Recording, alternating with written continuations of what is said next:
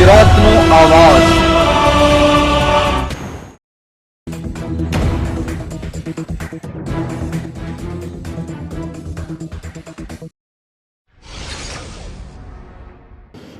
સુરતના પાંડેસરાની ઉદ્યોગ ભારતી વિદ્યાલયમાં રાજ્ય યોગ બોર્ડ દ્વારા ઝોન લેવલની યોગાસન સ્પર્ધા 2025 યોજાઈ। રાજ્યમાં યોગને ઘરે ઘરે પહોંચાડવા અને નાગરિકોમાં યોગ વિશે જાગૃતિ લાવવા, તંદુરસ્ત જીવન જીવવા માટે પ્રોત્સાહિત કરવા માટે ગુજરાત રાજ્ય યોગ બોર્ડ હંમેશા પ્રયત્નશીલ રહ્યું છે। આ સંદર્ભે યોગ બોર્ડ દ્વારા સુરતમાં ઉદ્યોગ ભારતી વિદ્યાલય ખાતે યોગાસન સ્પર્ધા 2025 યોજાઈ હતી।